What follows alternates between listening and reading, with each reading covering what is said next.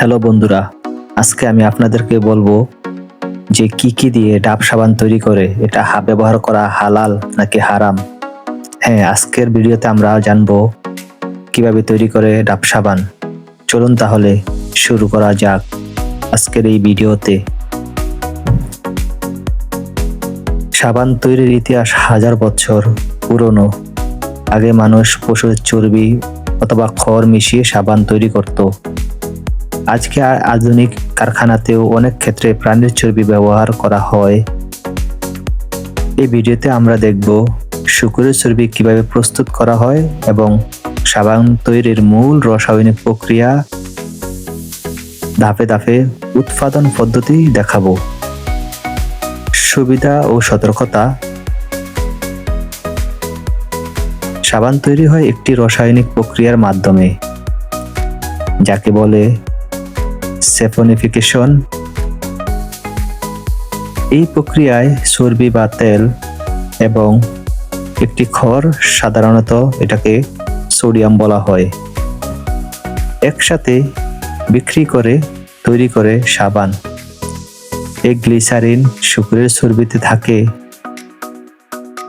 অনেক নামক উপাদান। যখন এটি খড়ের সাথে মেশে তখন সাবান উৎপন্ন হয়ে যায়। শুকরের চর্বি সরাসরি ব্যবহার করা যায় না। প্রথমে এটাকে বিশুদ্ধ করতে হয়। এই প্রক্রিয়াকে বলা হয় রেন্ডারিং। এবার এটা ধাপে ধাপে কিভাবে করে সেটা আমরা বলবো। কাঁচা চর্বি ছোট ছোট টুকরো করা হয়, কম ধাপে গরম করা হয়। ধীরে ধীরে চর্বি গলে তরল আকার ধারণ করে। অপ্রয়োজনীয় অংশ ছেঁকে ফেলা। ঠান্ডা করলে এটি শক্ত হয়ে যাবে। এটি বিশুদ্ধ লাড। এই বিশুদ্ধ চর্বি সাবান তৈরিতে ব্যবহার করা হয়। এখন আসি মূল উৎপাদন প্রক্রিয়ায়। বিশুদ্ধ শুকরের চর্বি সোডিয়াম হাইড্রোক্সাইড, খড়, পানি, সুগন্ধি বা রং। সতর্কভাবে সোডিয়াম হাইড্রোক্সাইড পানির সাথে মেশানো হয়। সব সময় খড়কে পানিতে দিতে হবে, পানি খড়ে নয়। চর্বি গলানো। চর্বি হালকা গরম করে তোলা এবং গলানো চর্বির সাথে ধীরে ধীরে খড় দ্রাবণ মেশানো হয় এবং ভালোভাবে নাড়ানো হয়। কিছুক্ষণ পর মিশ্রণ ঘন হয়ে ড্রেস অবস্থায় পৌঁছায়, অর্থাৎ চমক দিয়ে নাড়ালে দাগ দেখা যায়। চাষে ডালা। মিশ্রণটি চাষে ঢেলে 24 থেকে 48 ঘন্টা রেখে দেওয়া হয়। কিউরিং। সাবানকে 3 থেকে 4 সপ্তাহ শুকাতে রাখা হয়। এই সময় এটি শক্ত ও ব্যবহারযোগ্য হয়ে ওঠে।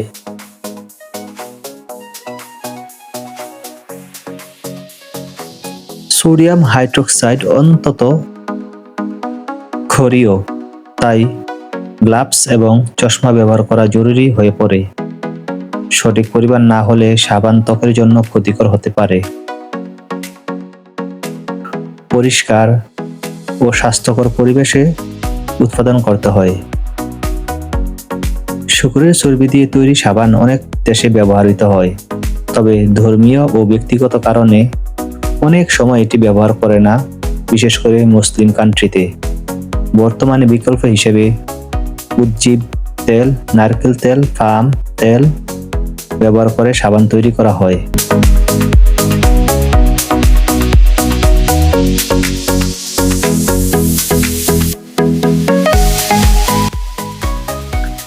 এত বিশাল আকারে এটাকে টুকরো টুকরো করে তারপরে ছোট খণ্ডিত করে এটাকে মেশিনের সাহায্যে একদম মেইন কাজে লাগানো হয় এবং এটাকে সিল মারা হয়। কিভাবে সাবানটা তৈরি করে দেখুন। ছোট ছোট আকৃতিতে সাবানের আকৃতি যেভাবে হয় সেটাই করা হয়।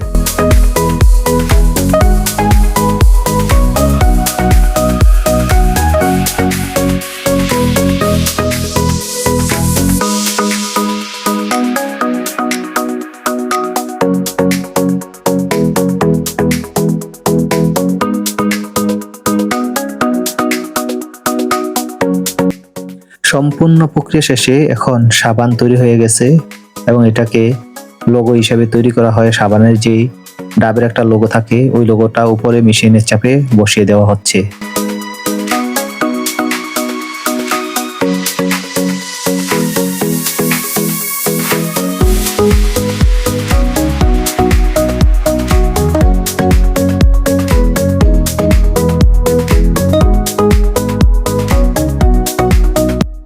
সাবানের আশেপাশে যে আবরণগুলো থাকে বাতি, ওগুলো কেটে কেটে ফেলে দেওয়া হয় এবং সেগুলোকে আবার রিফারিং করে নতুন করে সাবানের জন্য প্রস্তুত করা হয়।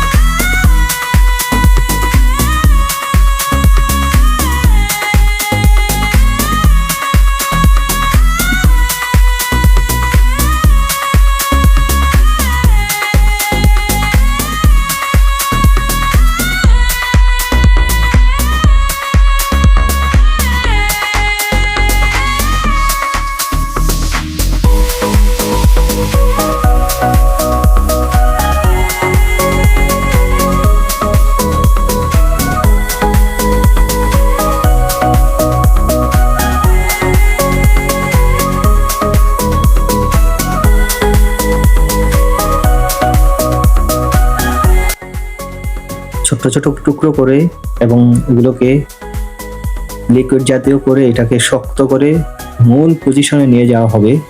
এটাকে শক্ত এবং গোল ছোট ছোট করে কাটা হয় এবং বড় মেশিন দিয়ে এটাকে বের করা হবে বিশাল আকারে, যেটা সাবান তৈরি করার মতো হয়ে যায়। ছোট ছোট পিস করে সাবানের আকৃতিতে করে তোলা হবে।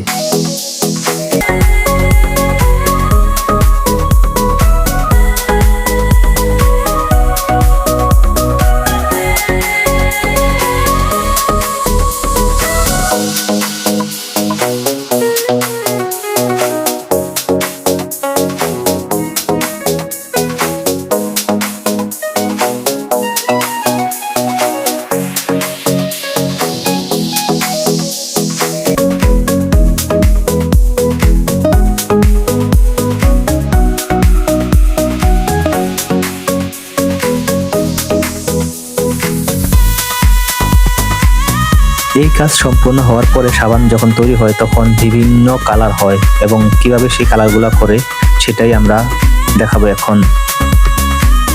যে লিকুইডগুলো এখন ব্যবহার হবে সেই লিকুইডগুলো অবশ্যই হাতের নাগালের বাইরে রাখা হয় এবং দেখুন কিভাবে কত মিলিমিটার লাগলে একটা সাবানের কালার হয় ওই হিসাবে এগুলো মেপে দেওয়া হয়।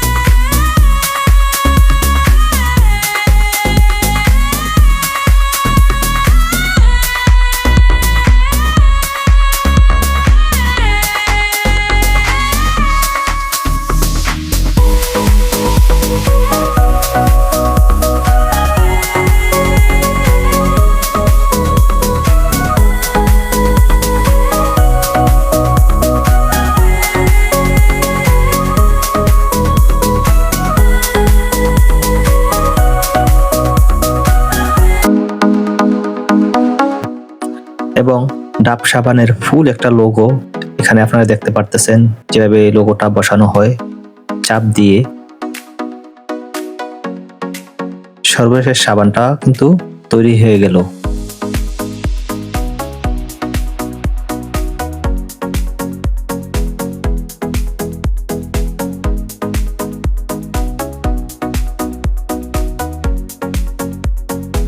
এবং এটাকে প্যাকেজিং এর জন্য নিয়ে যাওয়া হচ্ছে। দেখুন প্যাকেজিং এর জায়গায় চলে আসছে। এভাবেই সাবান তৈরি করে প্যাকেজিং করার সময় একটু সাবধানে দেখে শুনে প্যাকেজিং করা হয়, যাতে করে ভুল ত্রুটি যেন না হয়, সেভাবেই কাজ করা হয়।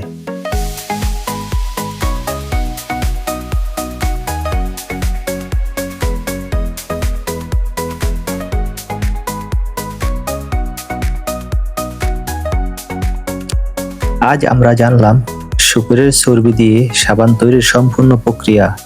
এটি একটি পুরনো কিন্তু কার্যকর পদ্ধতি। ভিডিওটি ভালো লাগলে লাইক দিন, শেয়ার করুন আর সাবস্ক্রাইব করতে ভুলবেন না। ধন্যবাদ সবাইকে। আবার দেখা হবে নতুন ভিডিওতে।